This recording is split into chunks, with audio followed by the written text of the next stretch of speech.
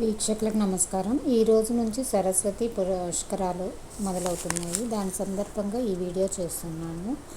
ప్రతి 12 సంవత్సరాలుగా మన దేశంలోని 12 ముఖ్య నదులకు పుష్కరాలు వస్తాయి. బృహస్పతి వివిధ రాశుల్లో ప్రవేశించడంతో నదులు పుష్కర కళను సంతరించుకుంటాయి. ఆ క్రమంలో బృహస్పతి మిథున రాశికి సంక్రమణం చేసిన సందర్భంగా మే 15 నుంచి 20 వరకు సరస్వతి నది పుష్కర తేజస్సుతో వర్ధిల్లుతుంది. సరస్వతి అనే శబ్దానికి సర్వత్రా వ్యాపించిన దివ్య శక్తి అని అర్థం.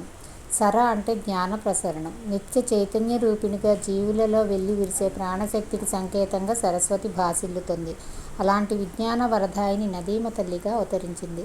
వివిధ పురాణాల్లో సరస్వతి నది ప్రసక్తి ఉంది. వేద సాహిత్యంలో గంగానది కన్నా ఎక్కువగా దీని ప్రస్తావన కనిపిస్తుంది.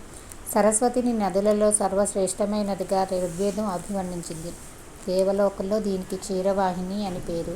ఈ నదిని మోక్ష మార్గంగా పురాణాలు పేర్కొన్నాయి. హిమాలయాల్లోని శివాలిక్ పర్వత శ్రేణుల్లో ఉన్న ఉత్తరాఖండ్లోని బద్రీనాథ్ సమీపంలోని మనా సరస్వతి ఆరంభ స్థానం. అక్కడి నుండి అది అలకనందలో సమ్మిళితమై పశ్చిమాన సింధు నది, తూర్పున గంగా నదుల మధ్య ప్రవహించేది. పంజాబ్, హర్యానా, రాజస్థాన్, గుజరాత్ రాష్ట్రాల గుండా ప్రవహించి ప్రభాస తీర్థం దగ్గర అరేబియా సముద్రంలో సంగమించేది. ఒకప్పుడు సరస్వతీ నది మిగతా నదుల మాదిరిగానే జీవనది. వేల సంవత్సరాల కిందటి భౌగోళిక మార్పుల కారణంగా అది అదృశ్యమై ప్రస్తుతం ప్రయాగలో గంగా, యమునలతో పాటు అంతర్వాహినిగా ప్రవహిస్తుంది. అందుకే ఈ పవిత్ర నది సన్నిధిని త్రివేణి సంగమంగా వ్యవహరిస్తారు. సరస్వతీ నది ఆవిర్భావానికి సంబంధించిన అనేక గాథల్ని పురాణాలు పేర్కొన్నాయి. భూలోకంలో మానవులను ఉద్ధరించడానికి విష్ణువు అభీష్టం మేరకు సరస్వతీదేవి జలరూపిణిగా దివి నుంచి దిగివచ్చిందని పద్మపురాణం పేర్కొంది. సరస్వతీ తీరం జపతపాలకు ప్రసిద్ధి.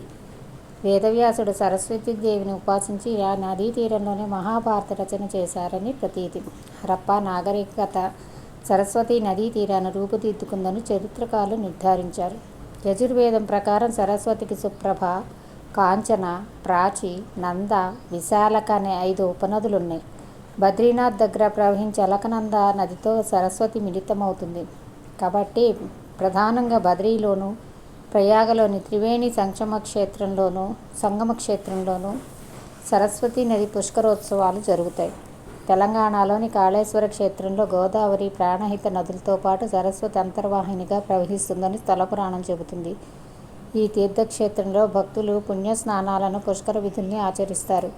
దేవలోక దివ్య నదిగా వాసికెక్కిన సరస్వతి వైభవోపేత వేద స్వరూపిణి, నిరుపమాన విజ్ఞాన తరంగిణి. వీడియో నచ్చితే లైక్, షేర్, ఫాలో, సబ్స్క్రైబ్. ధన్యవాదాలు. నమస్కారం.